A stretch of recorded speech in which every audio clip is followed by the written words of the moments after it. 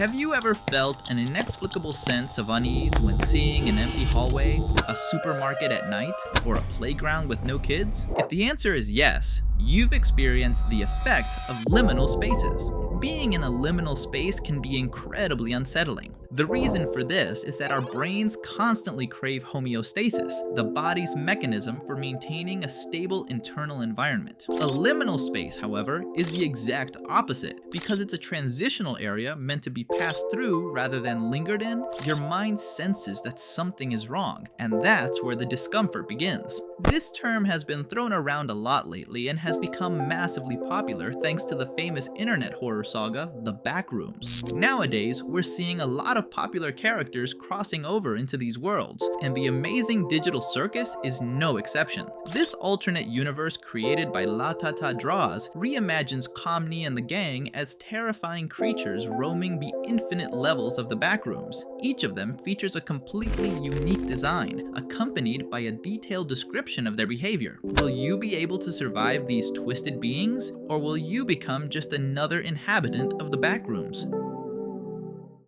Starting with Zooble, your chances of survival are roughly 60%. Her monstrous version takes the form of a headless mannequin with a strangely human appearance, featuring robotic parts and abstract components scattered all over her body. The strangest part is that she can't hear a thing, as her only eye is embedded in her left knee. However, that doesn't make her any less dangerous, as she eliminates her victims using her massive, razor-sharp claws. The advice is simple: don't provoke her. Next is Gangle, and here things get much worse. The odds of surviving her can't even be calculated. The artist makes it clear that anyone who thinks Gangle is harmless is dead wrong. Her monstrous version is incredibly fast, completely unpredictable, and according to the description itself, an absolute nightmare. Her liquid body allows her to slide across the environment at high speeds, and even meld into the floor or walls to disappear, and reappear when you least expect it.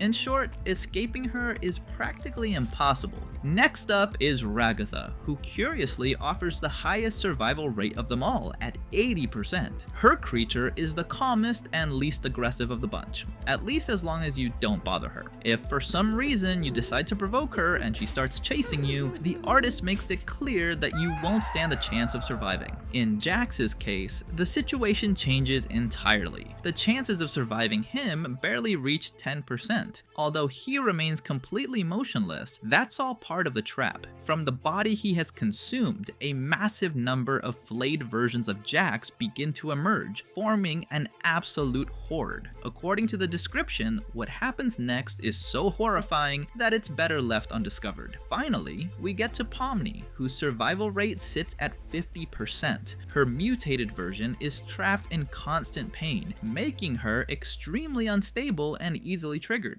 There is only one warning that might save you. If you start hearing a distorted version of the song Daisy Bell, it means Pomni is very close. At that moment, there's only one option: hide before it's too late. But the story of our characters inside these liminal spaces doesn't end here. The artist also depicted them in different environments, and honestly, it's totally worth analyzing them one by one, as each one hides some very interesting details. The first thing that catches your eye is the feeling that all these places are empty, silent, and entirely detached from reality. So let's start with Ragatha's house. Level 9. The suburbs. At first glance, it looks like a normal house. It's decorated with pastel colors, stars, flowers, and childlike ornaments. However, the longer you look at it, the more obvious it becomes that something is completely off. There is absolutely no sign of life, yet everything remains perfectly decorated, as if someone had abandoned the place at a moment's notice. The strangest thing is that the sky doesn't look natural either.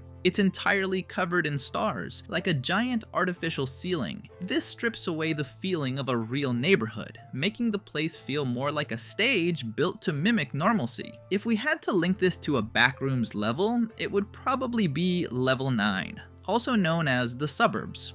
This level consists of a gigantic, seemingly peaceful neighborhood where all the houses look identical, but far from bringing you peace and making you feel like you've returned to the real world. If you've made it this far and survived so many entities, you know all too well that the more peaceful a place seems, the more likely it is to be a trap. Pomni in the hallway. This is probably the image most heavily inspired by the Backrooms. Pomni appears completely alone inside a huge hall filled with stars, colorful walls, and the glossy floor that reflects the entire room. The weird part is that everything seems designed to make you feel happy. Another very interesting detail is the massive illuminated door in the background. The entire composition draws our eyes towards it, as if the environment wants us to move forward. A predefined path, but no less dangerous. Kane's office. Level 4. Abandoned office. Now we get to one of the most interesting images. We see Kane sitting quietly inside a small office. There's an old computer, an office chair, and fluorescent lighting very similar to corporate buildings. This heavily echoes level 4 of the Backrooms,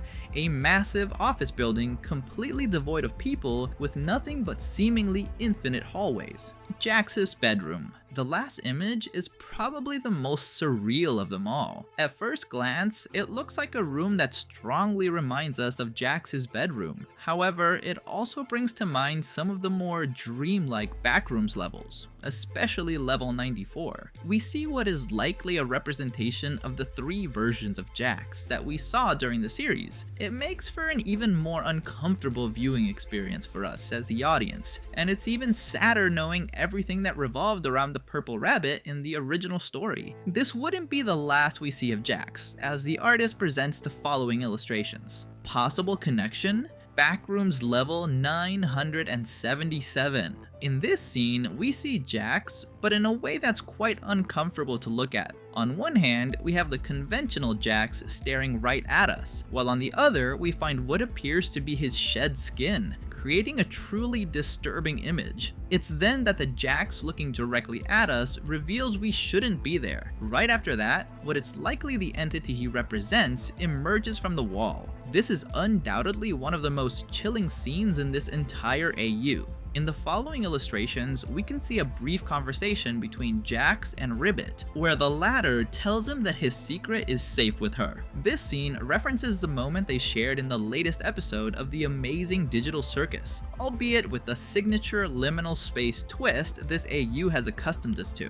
After that, we see Jax watching Ribbit's abstraction from a distance, emerging from what appears to be this universe's digital circus, creating quite an unsettling scene. Possible connection? Unknown level. Leaving Jax aside, we move on to another Backrooms-inspired world. This time, we see Ragatha staring blankly at us, while an intense light illuminates both her and the house behind her. However, the rest of the environment remains pitch black, making the scene far more unsettling. In fact, if we pay a little more attention, right on the right side of the house's door, we can make out the silhouette of a mannequin with a disturbing smile. Furthermore, these illustrations include some extremely dark text, giving us a glimpse of a deeply unsettling message hidden in the background of the scene. Jax's bedroom. A couple of things are confirmed here. Aside from showing us a space that seems very common for Jax within this AU, we also discover that Jax's entity is capable of taking on all of his different variants. This is a clear reference to the mysterious past Jax has always kept hidden, but without a doubt, the most chilling part is the context of the dialogue accompanying this illustration. Jax asks us if we really think that, in his father's eyes, he is pretty. He makes it clear that if we actually want to stay alive, we must answer correctly. Meanwhile, from under the bed, a monstrous entity begins to emerge, which from what we can tell at first glance is Jax himself. It's quite ambiguous and could represent a trauma within the rabbit that is even more disturbing than what we already knew, as this is the final illustration we have of the Amazing Digital Backrooms AU. Don't forget to follow the original creator to keep enjoying her work and any future concepts she might create.